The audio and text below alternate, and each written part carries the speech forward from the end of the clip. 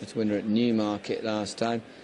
I must admit, I was quite taken with Beckford when he won first time for Gordy Elliott.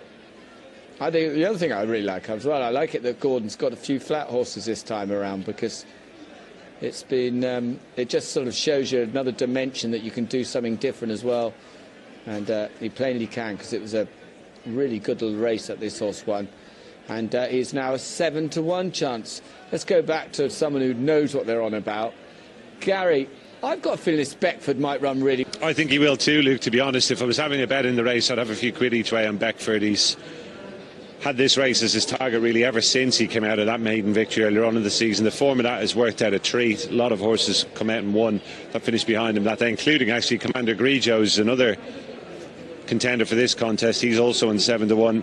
He's won his maiden impressively here in the interim, being a horse of Joseph O'Brien's Cup. It really is very interesting to see Royal Ascot form being put to the test in this race, and we've seen two horses already today, both of them trained by Aidan O'Brien, actually, who went to Royal Ascot, winning on the Derby Day card. US Navy Flag taking the opener and Asking, winning that last contest. Three of them actually. Johnny Murtaugh's horse also went to Royal Ascot, so True Valour, who won our third race, so that has been absolutely no barrier to success for horses that travel over there and back. Anybody who was worried that this might be coming a bit soon has probably had to think again. So you can fully understand why Murillo, who finished off his race well in the Coventry, to be beaten only a head and a neck by Raja Singh is a strong order at the top.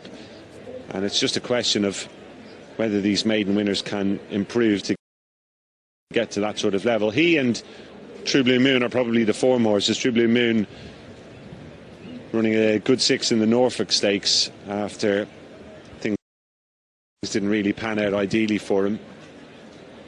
And Murillo, as I say, third in the Coventry. But excuse me, Verbal Dexterity, very impressive when he won his maiden here earlier in June. Won by 9.5 lengths that day. The soft ground, though, did probably accentuate or exaggerate the margin of superiority over Sebastiano Ricci and co. Beckford and Commander Grigio we've spoken about. De Bruyne horse, another one who was in action at Ascot, but he has a bit of work to do to make up ground on Murillo from running there. I think the feeling is they're going to ride him a bit differently today, ride him a bit more positively. And when you see a horse like Folk Tale sent over by Godolphin after winning a Newmarket maiden at 25-1, it probably does just sum up what a good renewal, on paper at least, of this Gain Railway Stakes we have here this afternoon. Another look at Beckford. The colt by Bated Breath, who now carries the Newtown Anner Stud Farm colours. First horse they've had with Gordon Elliott.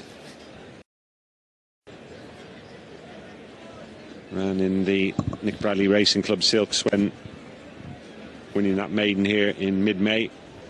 Graham was described as good on that occasion, so broadly similar conditions today.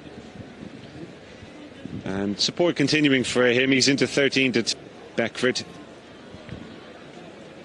drawn next to the fence in stall 9, so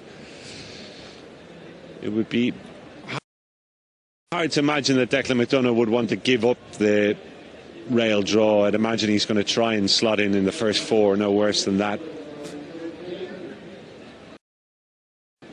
Now a 6-1 shot Beckford, but Murillo at 13-8, strong at the top, and Verbal Dexterity likewise got his supporters 100-30. They really are the three money horses,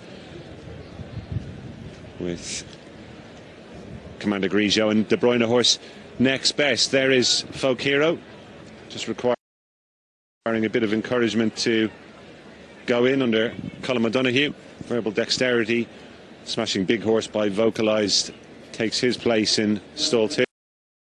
A reminder, Rostropovich, the absentee here, the recent Gorham Park maiden winner, sitting this one out waiting for another day. There's Chris Hayes, who's been hitting the framework of the goal all day, so to speak, with the likes of Gordon Lord Byron, and Honor Oak. Favourite's going to be just about the last one in Murillo then. So here we go for a fascinating Railway Stakes. It's up to Des.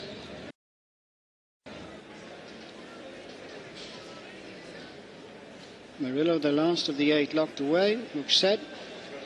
And they're off.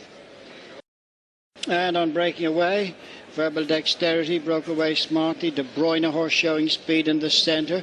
Also right up towards the near side is Beckford. Head of Devastating Power, and Murillo is just in behind, with on the far side Folktale. Toward the near side is True Blue Moon, and then Commander Grigio as they race off the first 2, and De Bruyne horse comes through in the centre for Pat Smollen to join. Verbal Dexterity on the far side, Kevin Manning, a length and a half then to Beckford and Declan McDonough with True Blue Moon, and Donnacha O'Brien towards the near side of Murillo.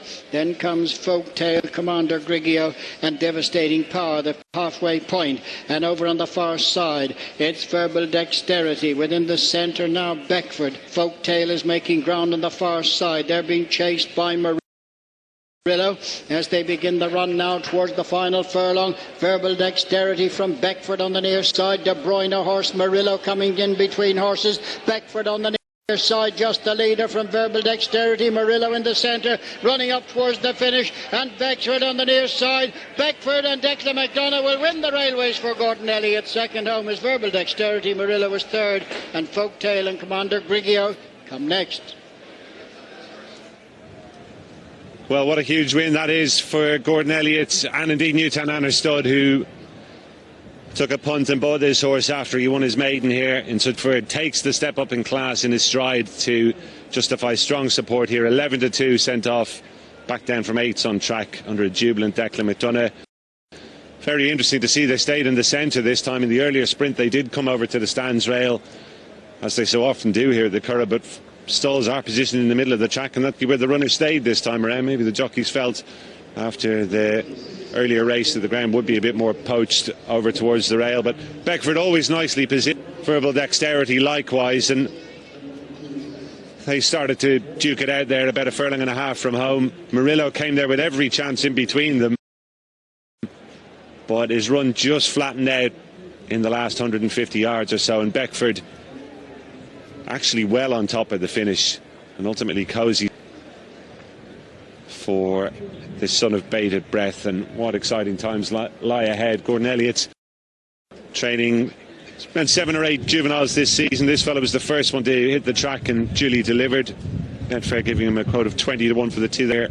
Time will tell whether that's a realistic route for this horse, but he's done everything right in his 2 starts so far, and connections after winning this Group 2 will surely be looking at a race like the Phoenix Stakes, I would imagine, for his next start. Beckford 11-2 is a big story here. Gordon Elliott, one of the best in the business over the jumps, and now serving it up